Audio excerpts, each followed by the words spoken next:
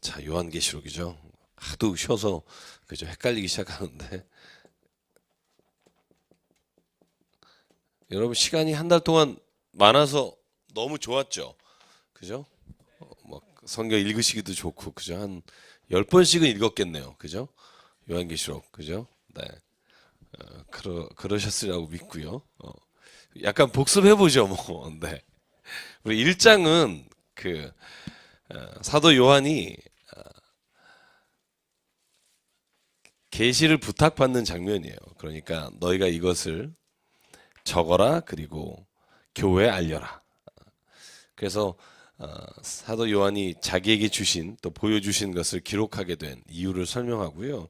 2장과 3장은 여러분 잘 알겠지만 7교회에게 하나님께서 이것을 왜 보여주셨는지를 설명하는 시작입니다. 그래서 첫째 교회가 어디죠?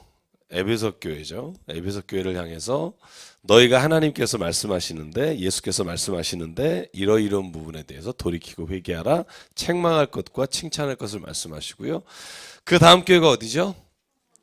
서문화 교회죠. 칭찬만 받은 교회고요. 그 다음 교회가 버가모 교회, 그 다음에 두아디라 교회, 그 다음에 사데 교회, 그 다음에 빌라델피아 교회, 마지막으로 라오디게아 교회. 칭찬만 받은 교회가 사데하고 빌라델피아라고 그랬죠. 서모나하고 빌라델피아. 또 여러분, 뭐 내가 무슨 말을 해도 틀려도 그죠? 근데 7교회에다가 왜 그런 말씀을 했냐면요, 잘 보면 앞으로 주어질 미래에 대한, 혹은 종말에 대한, 혹은 그 당시 사도 요한이 살고 있었던 그리스도인에게 교회를 통해서 하나님께서 무엇을 하실 건가에 대한 이야기를 전개하고 있기 때문에 교회에게 먼저 이야기를 선포하는 겁니다. 여러분, 그러니까 요한계시록은요, 제가 읽으면 읽을수록 깨닫는 게 한 가지가 있는데, 이건 마지막 멸망에 관한 것에 초점이 있는 게 아니라 지금 교회가 그 종말을 앞두고 있는 상황에서 무엇을 해야 되는가에 초점이 있습니다. 여러분, 그렇게 읽으시고 계십니까? 그러니까 마지막이 올 거다. 마지막은 막 이렇게 굉장히 험하고 굉장히 전쟁과 기근이 정말 많을 거다. 그러니까 너희들은 그날을 준비하고 그날을 생각하고 그날을 위해서 살아라가 아니라, 하나님이 그런 상황에서 왜 교회를 두셨으며 교회에 있는 그리스도인이 이 시대를 어떻게 살아가야 하느냐에 초점을 주시는 말씀입니다. 그렇게 성경을 읽어가면 요한계시록이 조금 더 편하게 오실 것 같고요. 그래서 4장, 지난주에 4장 거의 끝내지 못했지만 4장에 드디어 사도 요한이 하나님의 부르심을 받아 하늘나라를 바라보게 돼요. 하나님이 있는 곳을. 그래서 그걸 뭐라고 말하냐면 보좌가 있는 곳에 올라갔다, 이렇게 써 있어요. 보좌가 있는 곳에 올라갑니다. 1절에 보면 나팔 소리 같은 음성이 이르되 이리 올라오라, 이후에 마땅히 일어날 일을 내가 너에게 보이겠다. 4장 2절, 성령에 감동되어 보라, 하늘의 보좌를 베풀었고 보좌 위에 앉으신 이가 있다. 보좌에 앉으신 이는 여기서 지금 하나님이 앉아 계시고요. 그리고 그 앞에, 그 옆에 쭉 23개의 보좌가 있죠. 24개의 보좌에 누가 앉아 있죠? 24장로가 앉아 있죠. 네. 그리고 그 앞에 유리 같은 것이 쫙 있고, 그 다음에 백옥과 녹색옷과 그 다음에 홍보석이 쫙 그를 둘러 앉아 있고요. 거기로부터, 보좌로부터 번개와 음성과 우레소리가 들리기 시작합니다. 등불 7이 있는데 이것은 하나님의 영이고요.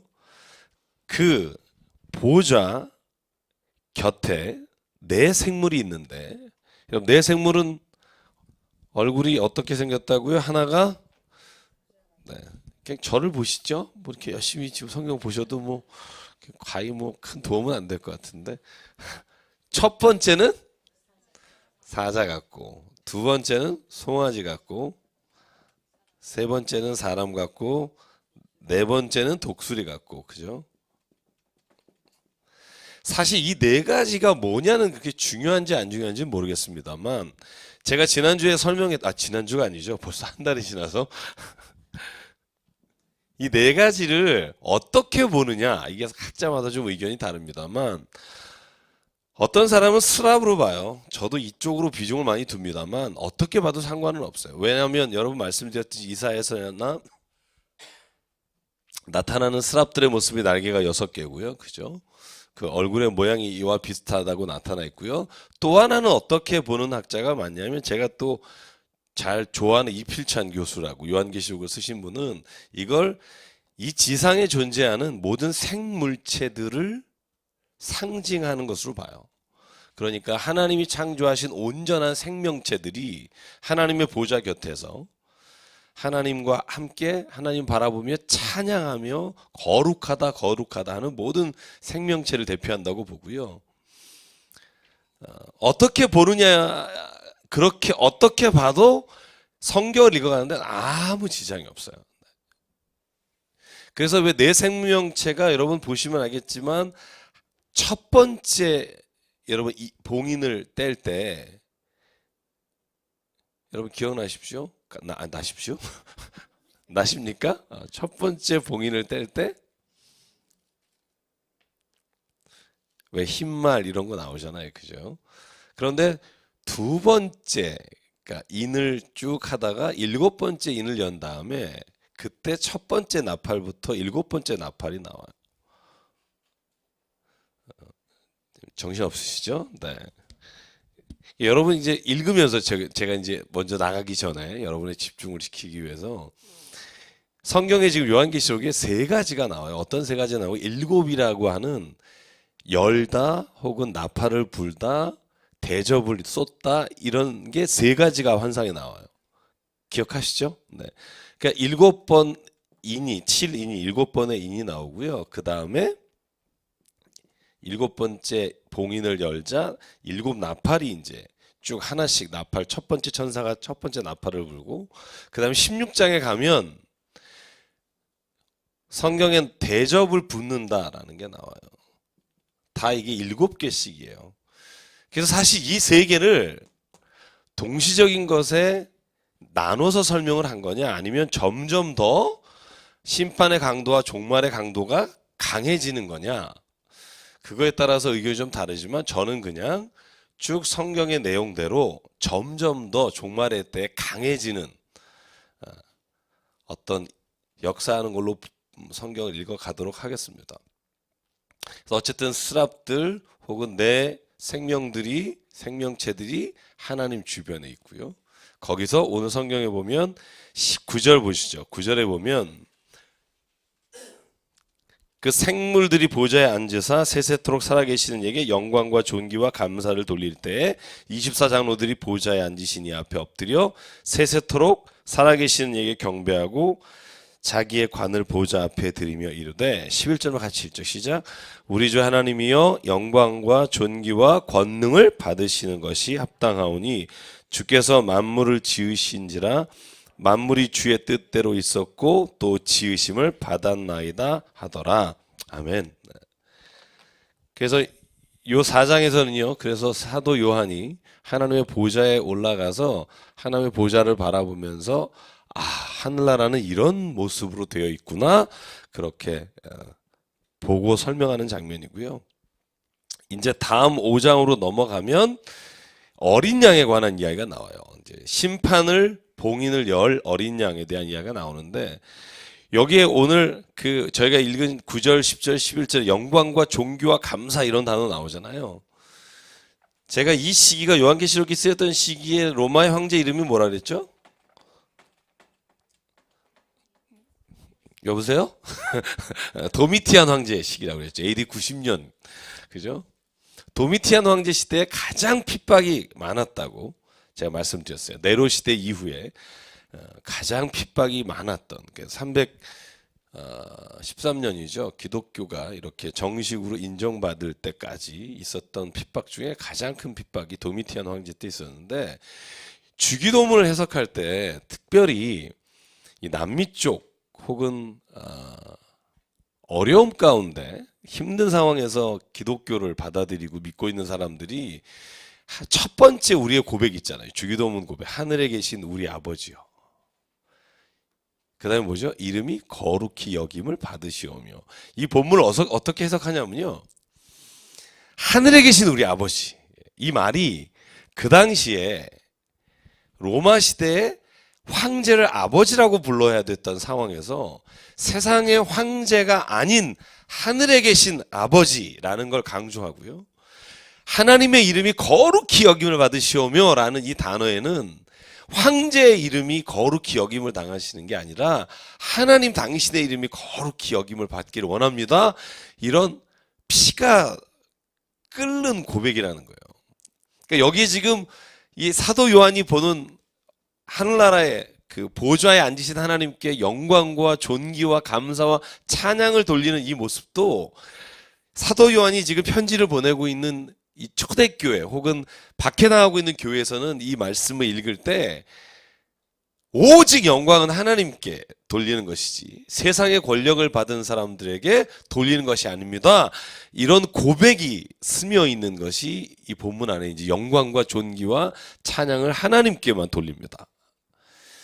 저는 이 본문이 그래서 저희가 읽을 때 하고 이 당시에 교회가 읽을 때하고는 좀 차이가 있다는 생각을 해요. 제가 이번에 여행 갔다 왔잖아요. 말이 안식월이지 더 힘들었어요. 12일 동안 7개주를 다녔어요. 7개주를 8개 도시를. 그러니까 뭐 거의 1박 2일로 거의 뭐 LA에서 반팔 입다가 보스턴 가니까 눈이 내려가지고 겨울옷 입고 막 이랬는데요. 제가 다른 얘기는 뭐 자취하고요. 저희 형네 집에 갔는데 형이 정말 피곤한데 꼭 가야 된다는 거예요. 여기 오면 뉴저지 오면 필라델피아에 꼭 가야 되는 데가 있대요. 그래서 좀 저희 딸하고 그날은 좀 아무 일정 없이 자려고 그랬어요. 너무 힘들어가지고 뉴욕까지 너무 힘들었었는데 형이 꼭 가야 된다 해서 그 비 내리고 그 비도 눈비 내리는 날 우산도 없이 우산 안 쓰잖아요. 미국 사람잖아요. 그러니까 우산도 없이 가서 뭘 봤냐 하면 리버티 벨이라고 자유의 종이라는 게 있대요. 꼭 여기 와서 그걸 안 보면 되냐고. 딸하고 들어가는데 보안검사하고요. 보세요. 옷 벗어서 다. 그랬더니 요따만한 종 하나 있어요. 정말 요따만해요. 그래서 종로에 보신각이 훨씬 커요. 저하고 딸하고 그랬어요. 우리가 이거 보려고 새벽에 일어나서 여길 지금 왔니? 제가 왜 이런 말씀 드리냐면 근데 미국은요 전시 상황이 되거나 테러가 발령이 되면 제일 먼저 지키는 것이 자유의 종이래요. 그날도 뭐 삼엄하게 있더라고요. 왜냐하면 미국을 상징하는 자유를 지켜야 되는 자유국가라고 하는 거 상징적 이미지를 가지고 있다는데 저하고 딸은 전혀 공감이 안 돼요. 무식해서 그런 건지 가서 그러면서 막 감격하는 게 아니라 이걸 보러 여기를 우리가 1시간 드라이브해서 왔구나 뭐 이런 생각이 드는 거예요. 제가 이걸 왜 말씀드리냐면 오늘 이 말씀을 읽으면서요 우리가 느끼는 기분하고 초대교회의 그 핍박과 정말 멸시와 죽음을 당하는 사람들에게 이 말씀은 전적으로 다른 말씀이라는 거죠. 지금 여기서 막 사도 요한이 한마디 한마디 할 때마다 저는 그런 생각이 들어요. 초대교회 사람들은 이걸 들었을 때 뭐 그렇지. 하나님은 우리를 사랑하시고 예수님은 돌아가셨지만 우리를 지금 지켜주시고 다시 오실 것이고 이 핍박이 끝이 아닐 거다. 여러분 이런 아마 확신 가운데 이 말씀을 들었을 거고요. 그들에게 막 피가 끓었을 거예요. 우리에게 감동이 없다면 어쩌면 우리의 상황이 이것을 읽으면서 공감할 수 없는 부분들이 있기 때문입니다. 그러니까 여러분들 그 부분에서 너무 이렇게 실망하지 마시고요. 한 분 한 분을 그래도 조금이라도 이렇게 공감해 볼 수 있도록 한번 읽어갔으면 좋겠고요. 그래서 5장을 보면요. 제가 여러분에게 말씀드린 대로 자 여기를 한번 보실래요? 1절에 보면 5장 1절에 이런 표현이 있어요. 이런 봉인된 인이 있는데 그것을 어떻게 설명하냐면요. 보좌에 앉으시니 하나님께서 오른손에 두루마리를 가지고 계신데 안팎으로 꽉 차서 썼다는 거예요. 그죠? 그리고 7인으로 봉인되었다는 거예요. 이건 이런 의미를 가지고 있어요. 더 이상 적을 게 없고 더 이상 더하거나 뺄 게 없다는 의미를 가지고 있고요. 또 하나는 어느 누구도 이 봉인된 것을 풀 수가 없다는 거예요. 7인으로 붙여졌다 할 때 7이라는 게 완전수라고 말씀드렸잖아요. 그러니까 어느 누구도 감히 이것을 풀 수도 없고 적혀진 것을 바꿀 수도 없고 안팎으로 가득 찬 글씨를 어느 한 사람 더 할 수도 없다. 이런 의미를 가지고 있는데 문제가 뭐냐면 이 봉인을 열 사람이 없었다는 거예요. 그러니까 이 봉인을 하나님께서 손으로 들고 계시는데 이 두루마리를 열 수 있는 사람이 없었는데 이제 그 봉인을 열 사람이 나타났다는 거예요. 그게 5장이 말하고 있는 가장 특징적인 설명입니다. 그럼 보실래요? 자, 그 7인으로 봉인한 두루마리를 갖고 있는데 자, 2절부터 6절까지 한번 같이 읽을게요. 시작. 또 봄에 힘 있는 천사가 큰 음성으로 외치기를 누가 그 두루마리를 펴며 그 인을 떼기에 합당하냐 하나 하늘 위에서 땅 위에나 땅 아래에 능히 그 두루마리를 펴거나 보거나 할 자가 없더라. 그 두루마리를 펴거나 보거나 하기에 합당한 자가 보이지 아니하기로 내가 크게 울었더니 장로 중에 한 사람이 내게 말하되 울지 말라. 유대 지파의 사자 다윗의 뿌리가 이겼으니 그 두루마리와 그 7인을 떼시리라 하더라. 내가 또 보니 보좌와 내 생물과 장로들 사이에 한 어린 양이 서 있는데 일찍이 죽음을 당한 것 같더라.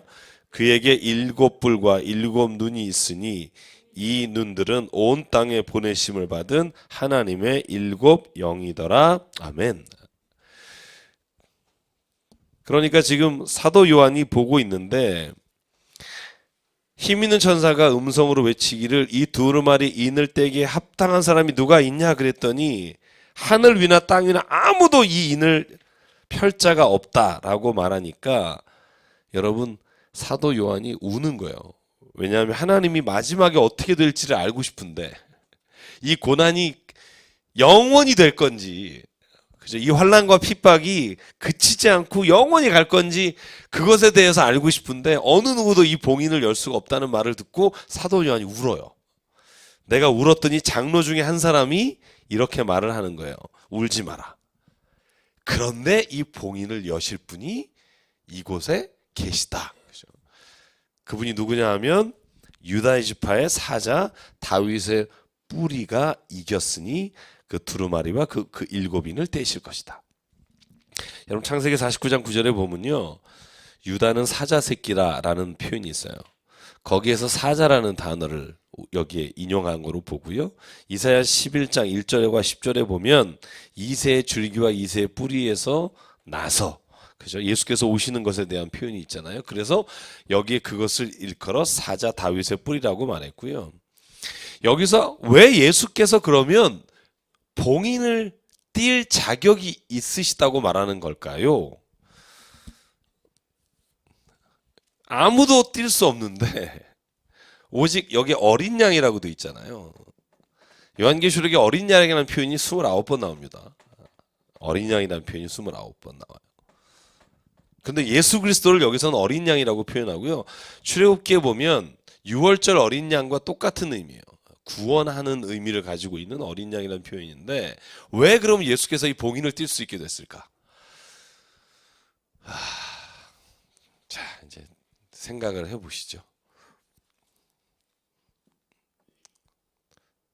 성경에 여기에 대해서 안 나와요. 그러니까 여러분이 생각을 하시면서 왜 그럼 예수님이 이 봉인을 띨 수 있게 됐을까?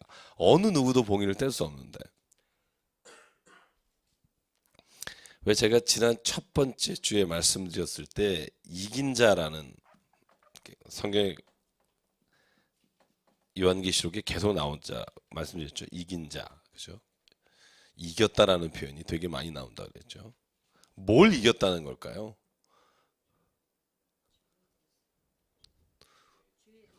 죄에 대해서. 또 사망에 대해서. 어휴, 뭐 그죠? 이 로마서 8장 2절에 나오는 거죠. 그죠? 결코 정죄함이 없나니 이는 생명의 성령의 법이 너를 죄와 사망에서 해방하였느니라. 그 죄의 삭은 사망이요. 그 성경이 말하는 이겼다라고 말할 때 그냥 무슨 누가 싸워 이긴 게 아니라 성경이 하나님의 거룩하심으로부터 하나님이 말씀하시는 것에서 거역함으로 말미암아 불순종으로 시작된 인간의 이 죄의 역사가 어느 누구도 이 죄를 하나님께 다시 되돌릴 수 없었던 이 죄와 죄로 말미암아 이 사망은요 우리 육체적인 죽음이 아니에요.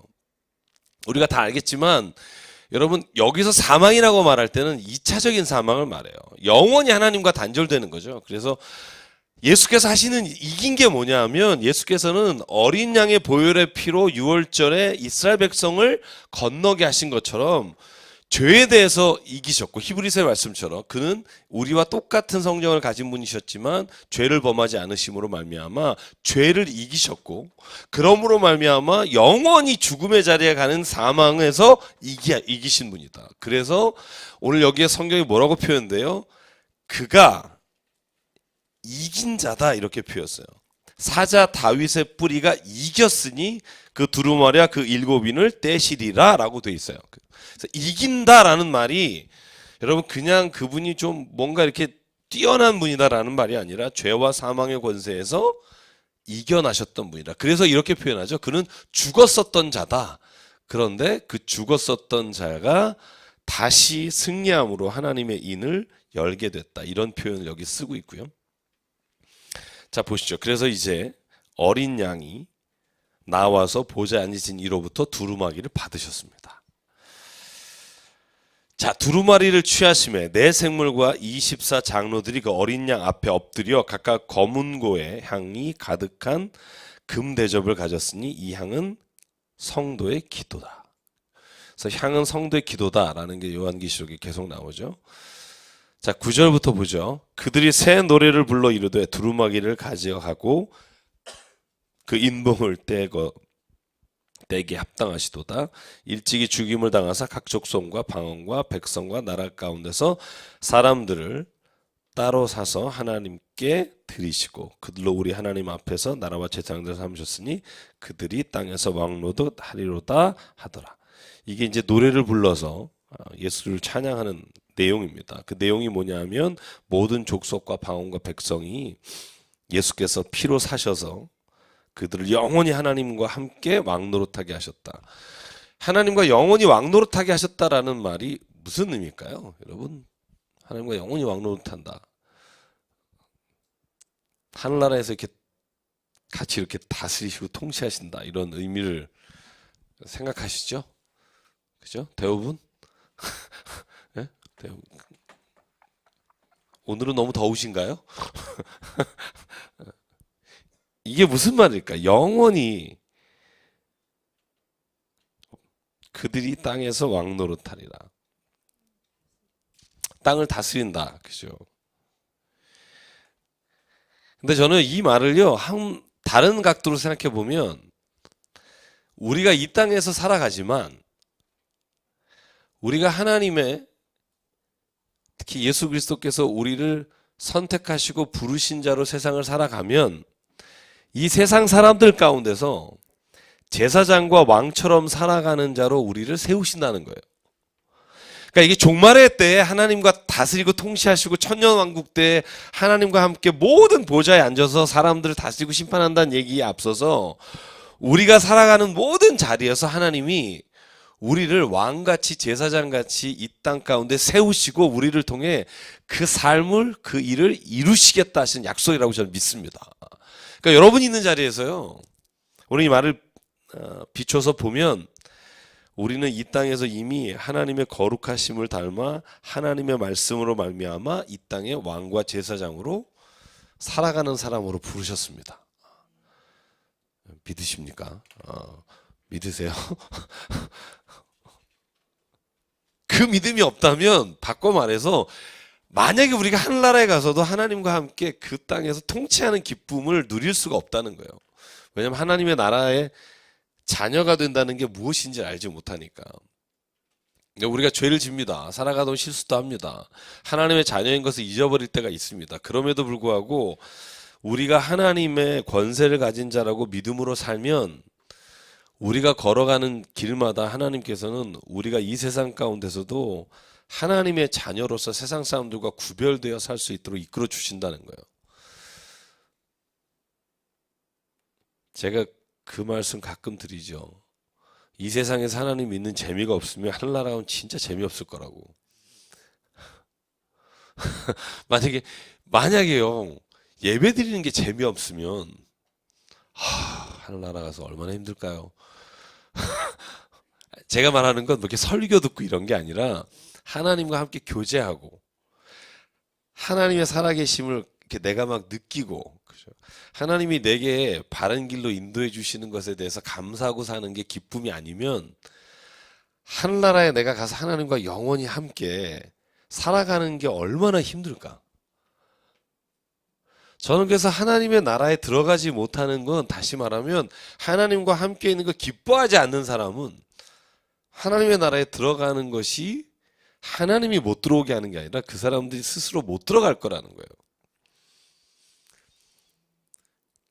하나님과의 교제하는 시간이 기쁜 사람이 돼야 합니다.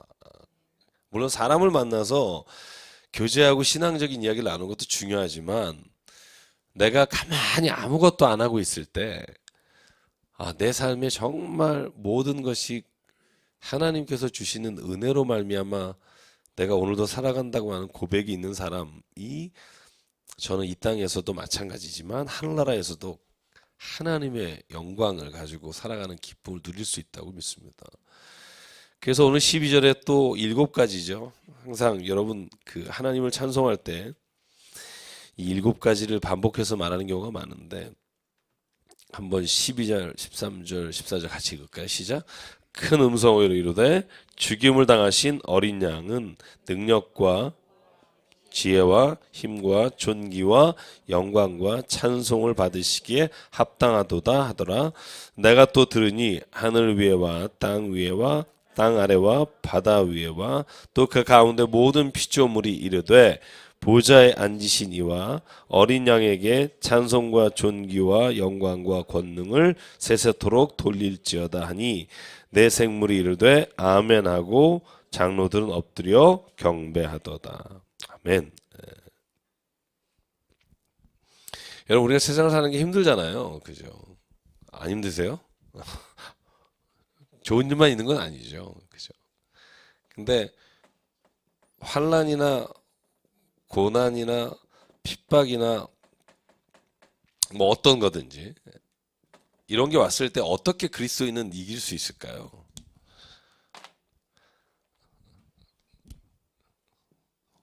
어떻게 이기는 것 같으세요?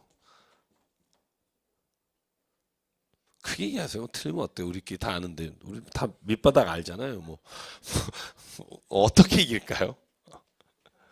감사로. 네. 또 기도로. 네. 좋은 건 다 나오겠네요. 네. 또 인내로. 네. 네. 또 네? 성령. 그거 봐요. 좋은 거 다 나오죠? 네. 또 말씀. 네.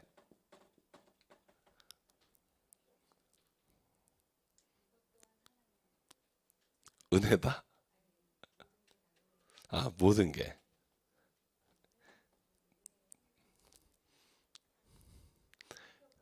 돌이켜 보면은 모든 게 하나님의 은혜다.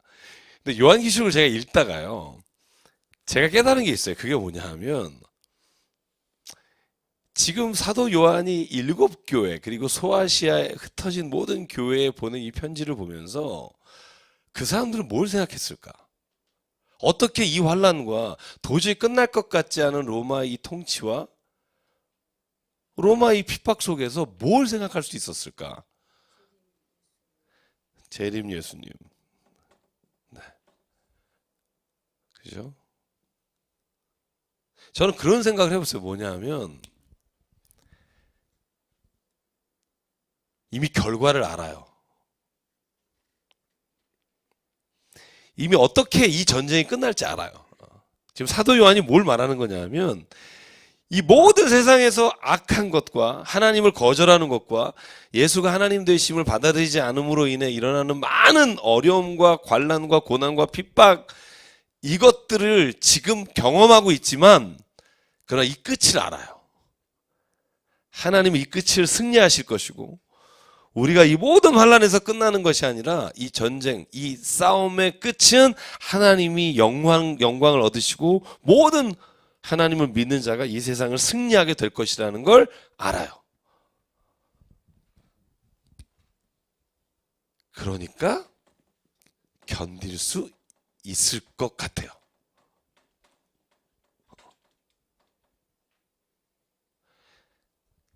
여러분 만약에 이런 거 여러분 혹시 이런 경험이 있어요? 제가 그런 건 별로 없어요. 공부를 잘한 적이 별로 없어서 제가 100점 맞았어요. 올백. 근데 막 90점 맞은 애들, 막 98점 맞은 애들이 막 자랑하고 돌아다녀요. 아직 발표는 안 났어요. 그러면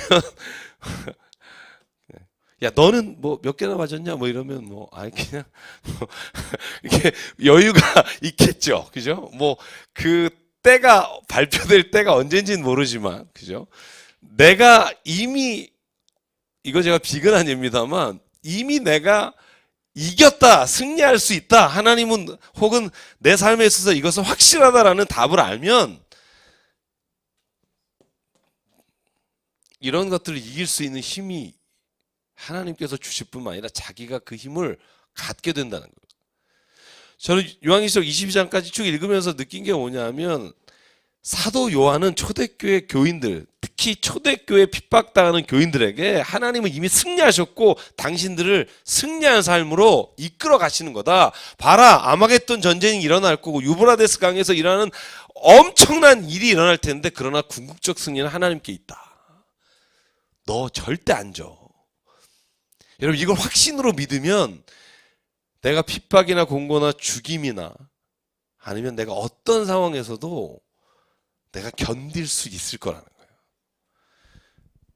여러분 그래서 이 믿음이 있는 사람과 믿음이 없는 사람은 삶의 모습에서 다르다니까요.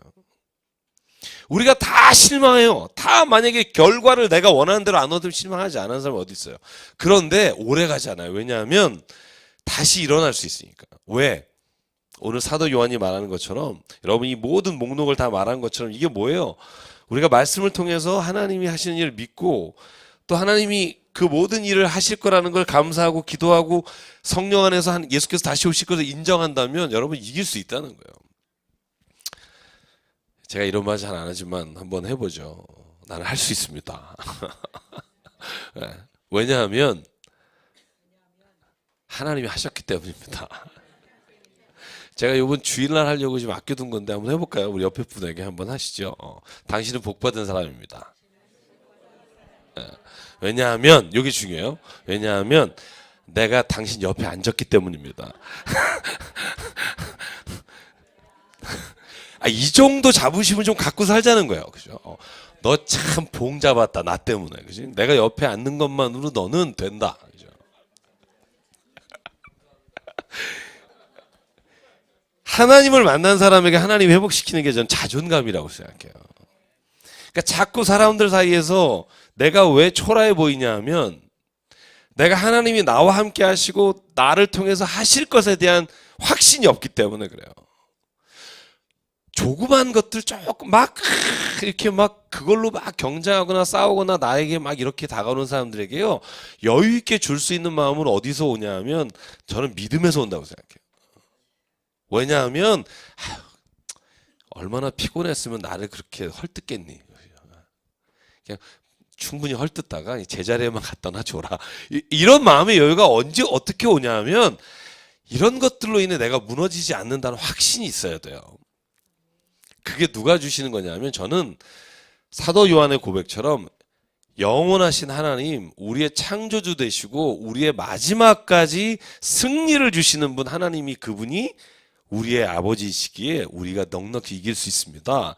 이 믿음을 가지면 모든 상황에서 하나님이 우리로 하여금 걸어가는 걸음마다 이기게 하신다는 거예요. 이 말이 한 번도 지는 경우가 없고 한 번도 실수하는 경우가 없다는 게 아니에요. 분명히 실수해요. 제가 이승준 전사님 그 같이 부르는 찬양 중에 제가 예전에 처음 부르자고 해서 부를 때 참 이렇게 배우기 어려웠는데 좋았던 노래가 그거였어요. 찬양이 주님 우린 뭐 넘어집니다. 우린 실수합니다. 뭐 이런 찬양이 있어요. 우린 또 넘어집니다. 실수합니다. 뭐 이런 찬양이 다 있나? 아 근데 맞더라고요. 또 실수하고 넘어지는데 그런데 우리가 주님을 믿기 때문에 우리는 거기가 끝이 아니라는 걸 압니다. 어떻게 카타콤에서 어떻게 사자굴에서 그리스도인이 찬양하며 죽을 수 있었을까요? 이 죽음이 끝이 아니다라는 믿음이 있기 때문에. 오늘 이 사도 요한이 예수께서 이기셨다. 죄와 사망의 권세를 승리하셨고 그분이 봉인을 여실 때마다 이 땅에 좋은 일이 일어나는 게 아니에요. 여러분 보시면 알겠지만 바다에 떨어져서 바다의 3분의 1이 죽고 해와 별이 떨어지고요. 그죠? 표현도 참 해가 그죠? 그 털이 나는 모처럼 바뀌고 막 이런 아주 악하고 힘들고 어려운 일이 계속 세상 가운데 일어나지만 그러나 사도 요한은 믿는 자는 반드시 그 가운데 하나님께서 너희를 세우실 거라는 거예요. 그래서 5번째 봉인을 열었을 때 순교자의 봉인이 나오잖아요.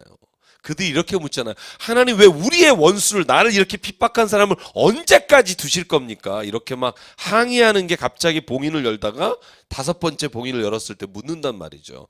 그때 예수께서 뭐라고 답해요?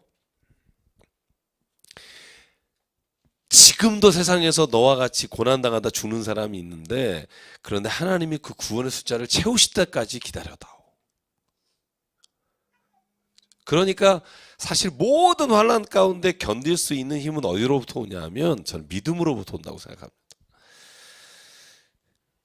그래서 오늘 내 생물이 이렇게 말하잖아요. 아멘. 그러잖아요. 아멘. 그죠?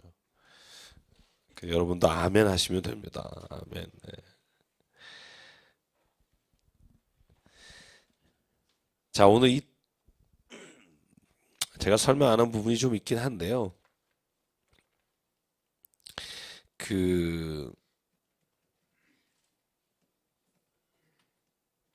설명 안 해도 될 것 같아요. 네. 네. 넘어갈게요. 6장 넘어가겠습니다. 네. 나중에 연결되면 제가 설명을 좀 할게요. 6장에 보면 그래서 하나하나 인을 떼는 장면이 나와요.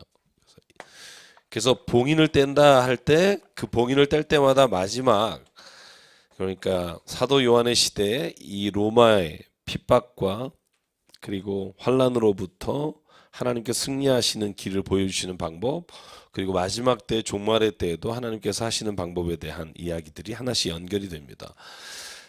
제가 아까 말씀드린 것처럼 7인이 먼저 띄어지는데요. 첫 번째 인을 열었을 때 자 패턴이 똑같아요. 4번째까지는. 보실래요? 네 생물 중에 하나가 우레소리같이 말하되 오라 하기로 이에 내가 보니 흰 말이 있는데 그 탄자가 활을 가졌고 면류관을 받고 나아가서 이기고 또 이기려고 하더라. 자, 첫 번째 인 열었어요. 자, 보시죠. 여기서부터 이제 우리가 좀 피곤해지기 시작하죠. 네. 네. 첫 번째 인. 네.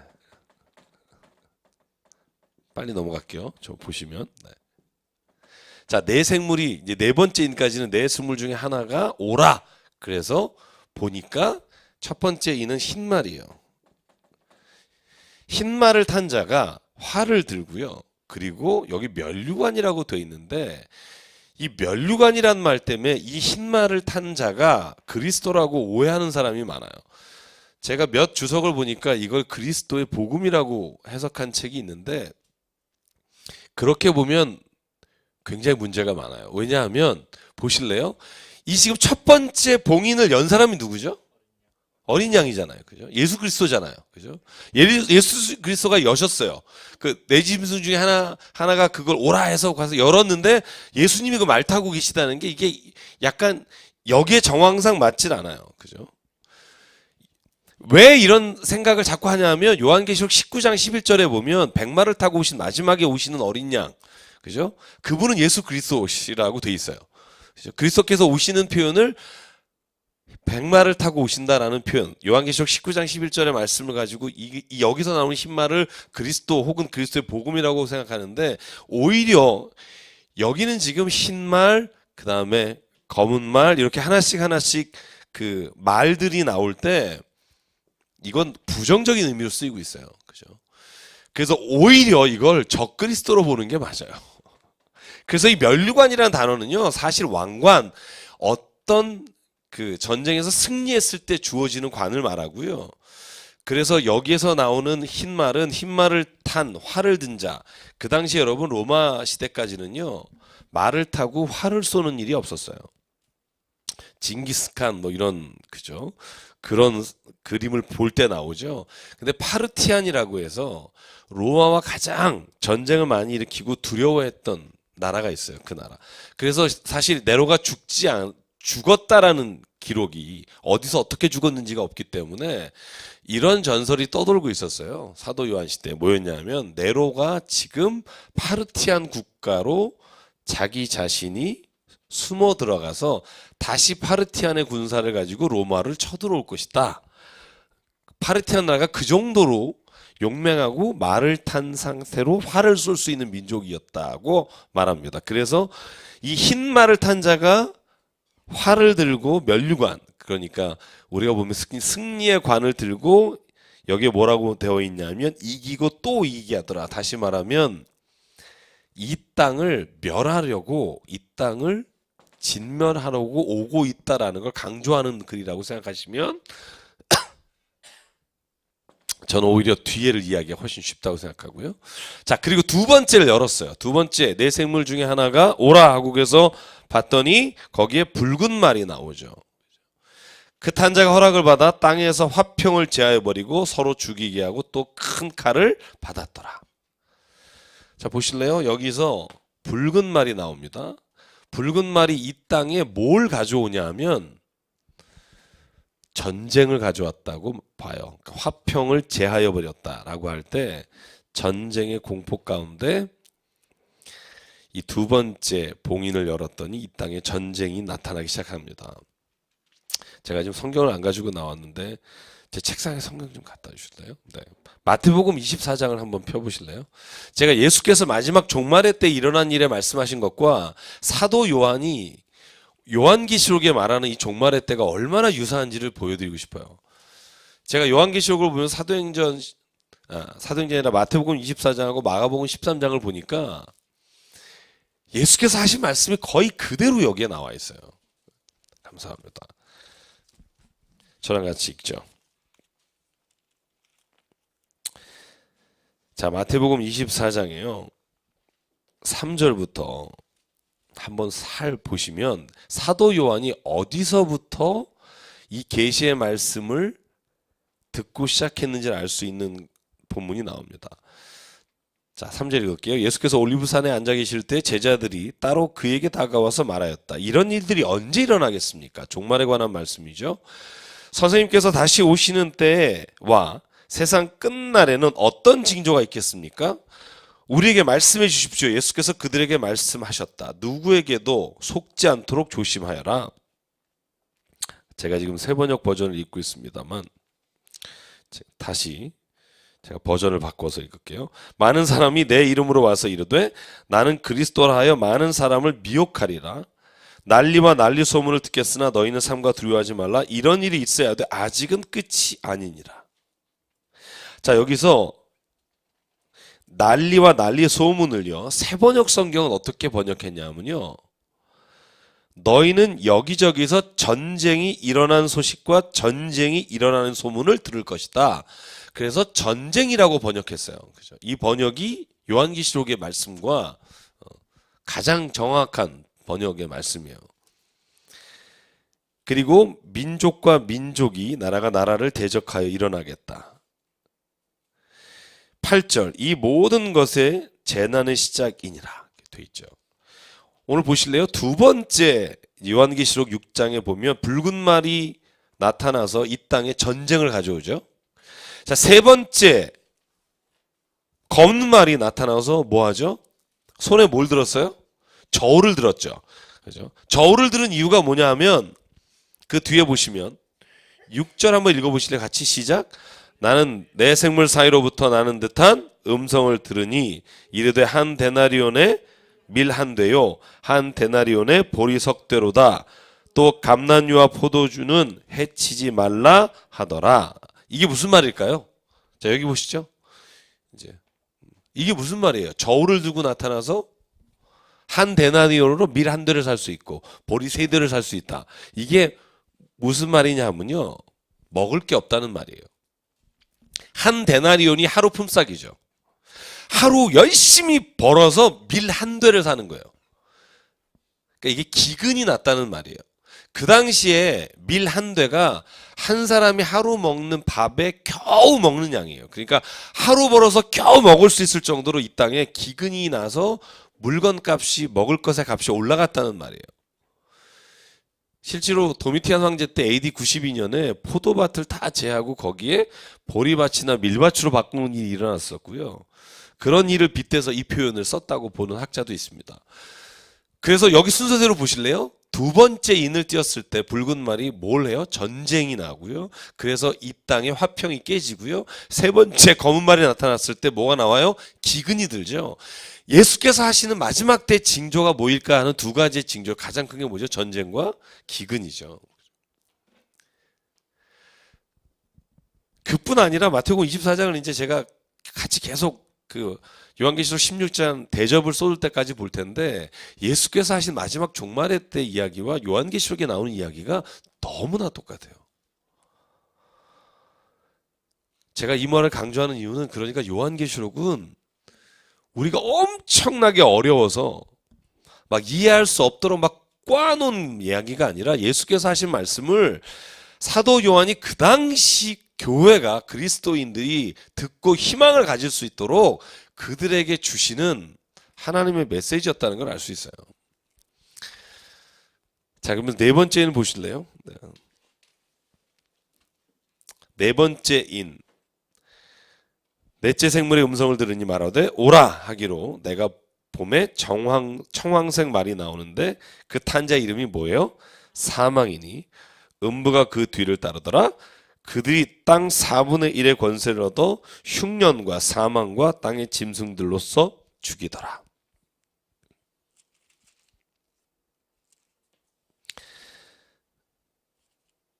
자, 그래서 흉년이 들고요, 4분의 1이 사망합니다. 많은 사람이 죽는단 말이죠. 여러분, 제1, 2차 세계대전 때 죽은 군인들의 숫자만 몇 명인 줄 아시죠? 군인들의 숫자만. 1차 세계대전 때 죽은 군인들의 숫자만 1000만 명이에요. 2차 세전 때 죽은 군인들의 숫자만 1700만 명이에요. 민간인까지 합치면 6천만, 5천만, 뭐 통계가 없어요. 저는 이게 마지막 때 4분의 1이 죽고, 여러분 그 일곱 나팔을 불기 시작할 때 3분의 1씩 다 그죠? 죽잖아요. 그죠? 그런 전쟁들이 불과 50년, 60년 전에 있었고요. 앞으로도 있을 거고요. 사실 어떻게 보면 우리는 매 순간 종말의 삶을 살고 있다고 봐야 돼요. 저는 그러니까 이 종말의 말씀을 읽으면서요, 야, 종말이 올 때까지 어떻게 살자가 아니라, 지금 우리가 살아가는 삶의 모든 자리가 종말의 순간일 수 있다는 생각을 가져야 돼요. 우리가 비근한 예로 하는 거지만, 원자폭탄 미국이 갖고 있는 게 몇 개인 줄 아세요? 혹시 대충 18,000개? 그죠? 그 정도 되죠?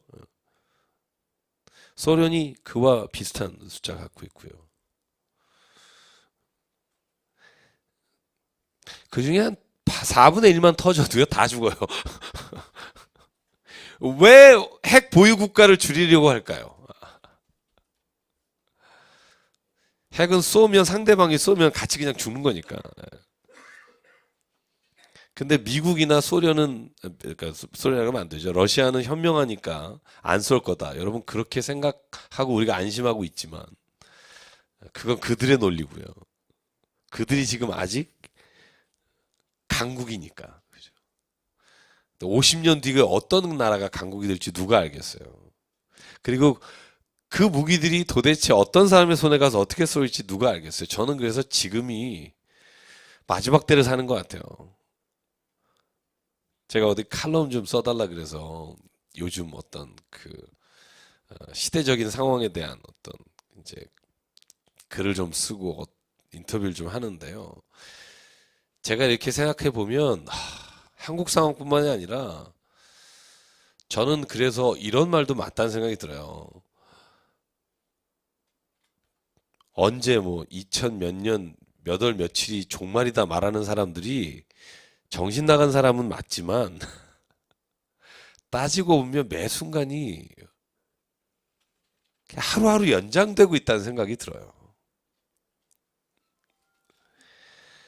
시리아 여러분 그 내전 한번 일어나서 나라가 쑥대밭 됐잖아요. 정말. 근데 여러분 그 뒤에 누가 있어요? 정말 미안한 말이지만 미국하고 러시아가 있잖아요. 왜 그 나라 안에서 내전이 일어나는데 미국과 러시아가 평화 협상을 해요? 웃기지 않아요? 누군가가 군사 물자를 대주고 전쟁을 지속하게 하는 세력이 있다는 거잖아요. 왜 우리가 두려워했냐면 남과 북이 나눠져 있는데 남과 북이 평화협정을 맺을 때도 우리가 한 게 아니라는 거예요.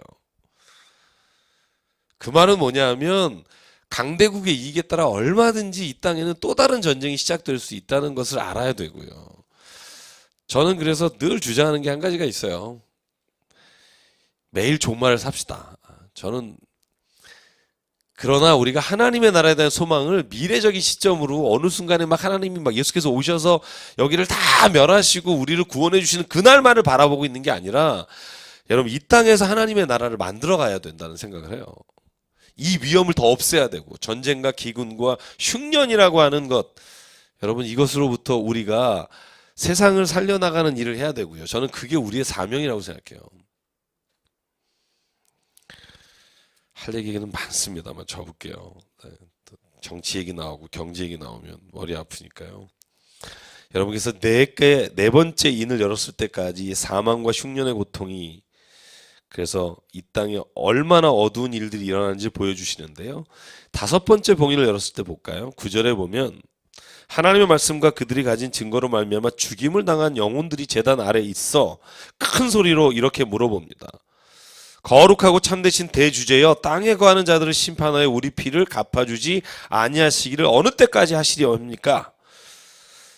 11절 각각 그들에게 흰 두루마기를 주시며 이르시되 아직 잠시 동안 쉬되 그들의 동무종들과 형제들도 자기처럼 죽임을 당하여 그 수가 차기까지 하라 하시더라. 자, 다시 말하면 이런 거예요. 쉬고 있어라. 당신들의 동료들도 죽임을 당하는데 그 수가 차기까지 하시더라. 그러니까 더 죽을 때까지 기다려다가 아니라 구원하는 사람을 하나님께서 채우시기까지 그들을 멸망하지 않으시려고 하나님은 연기하고 계시다. 마태복음에 보면 24장 14절 보실래요? 13절 14절 같이 읽을게요. 마태복음 24장 13절 14절 시작. 그러나 끝까지 견디는 자는 구원을 얻으리라. 이 천국 복음이 모든 민족에게 증언되기 위하여 온 세상에 전파되리니 그제야 끝이 오리라. 예수께서 하신 말씀이죠. 그죠? 언제 하나님 이걸 다 멸하시겠습니까? 끝까지 견뎌라. 모든 민족에게 증언되기 위해서 온 세상에 전파되어야 올 것이다. 이 말은 다시 말하면 하나님은 구원할 자를 더 찾으신다는 거예요. 그죠?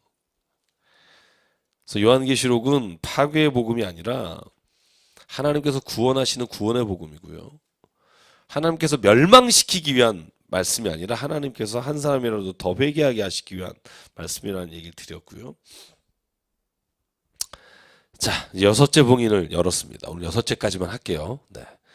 저도 지금 막 목이 타가고 여러분도 제가 볼 때 가슴이 타가고 지금 12절 내가 보니 여섯째 인을 떼실 때 큰 지진이 나며 해가 검은 털로 짠 상복같이 검어지고 표현이 너무 예뻐요.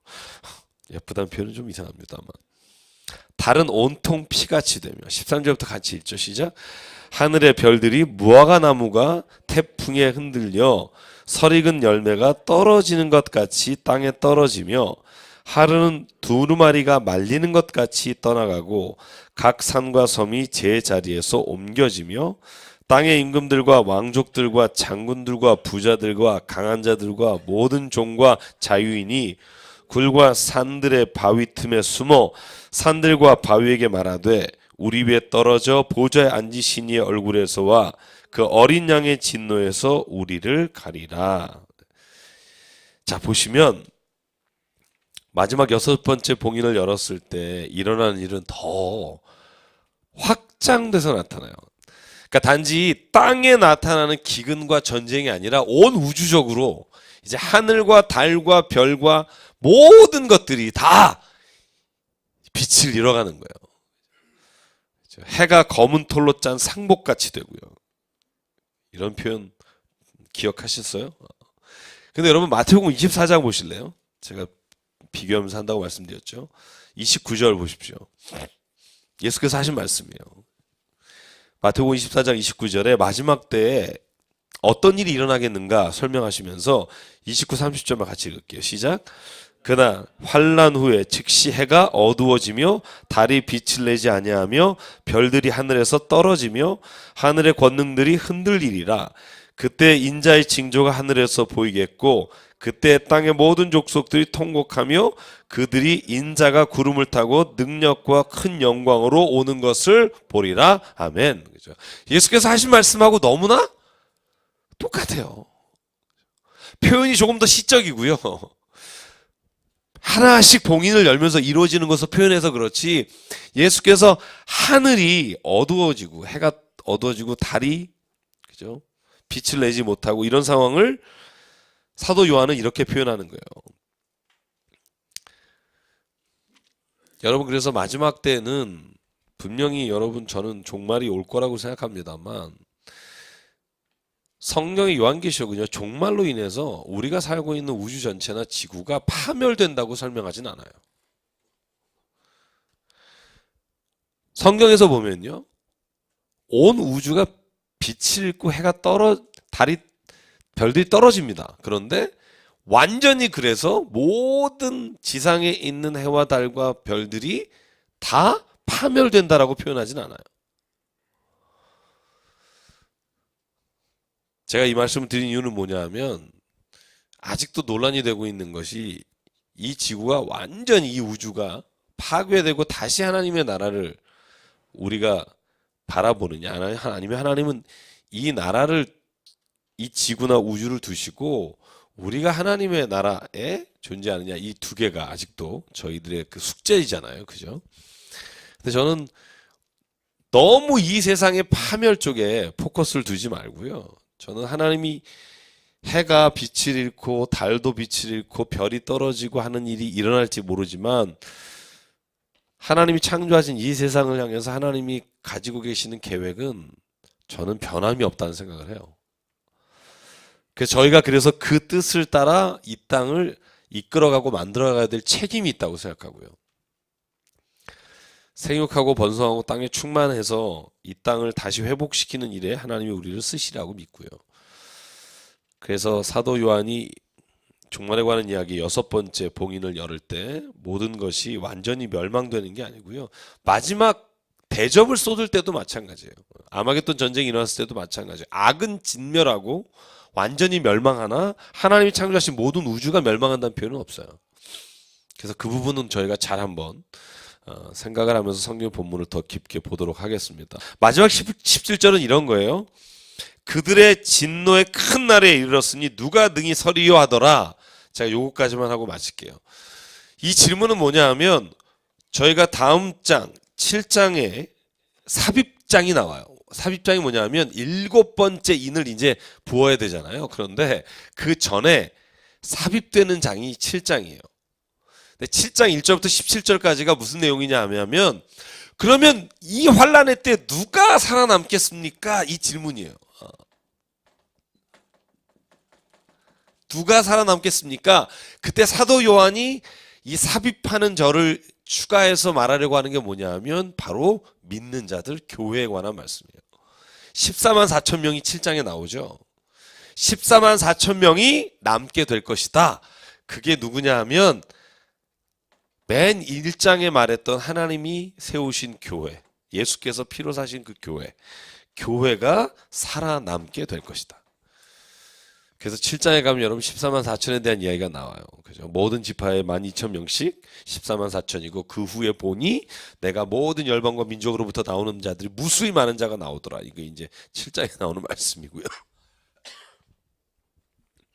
그래서 여러분 하나하나씩 이제 봉인을 열어갈 때 여러분들이 피곤하지 않고 잘 이렇게 오셨으면 좋겠고요.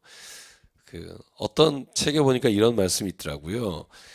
요한계시록에 나오는 심판은 논리적인 순서가 아니다. 그러니까 순서대로 순차적으로 쫙 일어나는 논리적인 순서가 아니라 이 심판의 강도가 점진적으로 강해지는 것을 중심으로 기록하고 있다는 거예요. 그래서 우리가 읽을 때도 이것을 논리적으로 4분의 1이 망했고 나중에 3분의 1이 망했고 그러니까 이것이 어떻게 마지막에 망했느냐 하는 논리적인 결과가 아니라 이 세상이 하나님 안에서 있지 않을 때 어둠의 세력 가운데 어떻게 점점 더 하나님의 심판 가운데 더 망해져 가는지에 대한 강도를 보는 게 성경을 초점을 잃어버리지 않는 좋은 방법이다라고 설명을 하고 있고요. 저도 그게 맞는 말인 것 같아요. 이 네 짐승에 대한 걸 어디서 따왔을까? 여러분 스가랴서에 보면 1장과 6장에 보면 이 말에 대한 흰말, 백말 그 말에 대한 것을 스가랴에 설명한 게 있어요.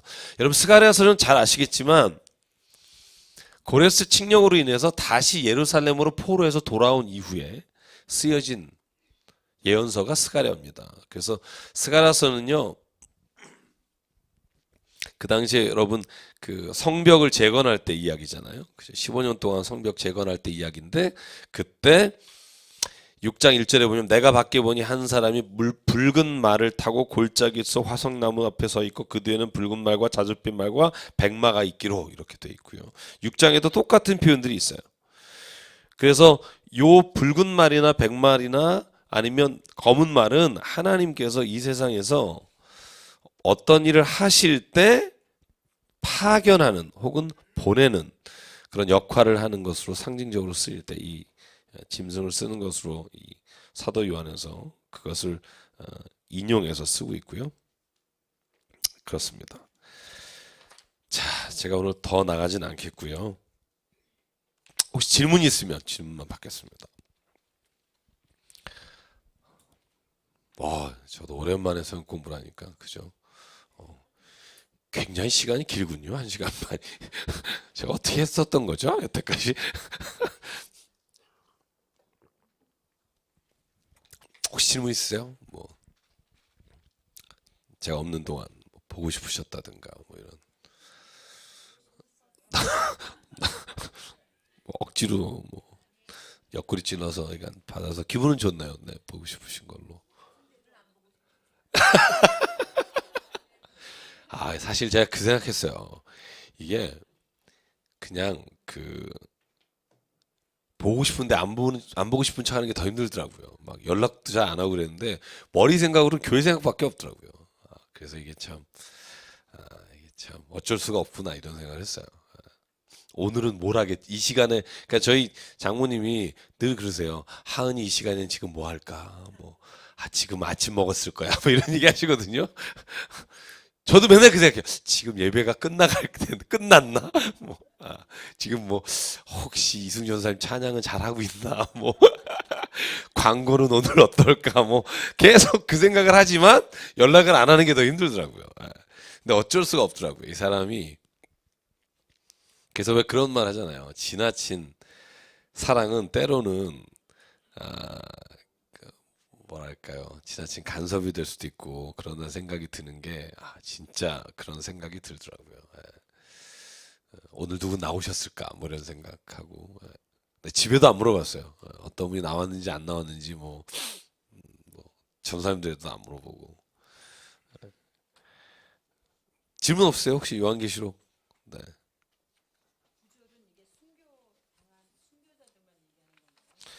그러니까 어떤 버전에 보면요, 어떤 주석서에 보면 순교자라고 돼 있고요. 특히 이필찬 교수의 글에 보면 순교자가 아니라 먼저 죽은 성도. 그래서 모든 성도를 일컬어서 말한다고 표현해요. 예. 근데 여기에 이제 나오는 표현들이 보면 하나님의 말씀과 그들이 가진 증거로 말미암아 죽임을 당한 영혼들이라는 표현을 가지고 이제 순교자라고 표현하는 사람이 훨씬 많아요. 제가 보니까. 예. 그래서 그러니까 죽은 사람이 아니라 죽임을 당했다는 표현 때문에 아마 순교자라고 요 단락을 해석하는 사람이 지금 제일 많은 것 같아요. 또 질문 있으세요? 제가 빼먹은 게 많아서 질문이 많으실 거라고 생각했는데 없군요. 네.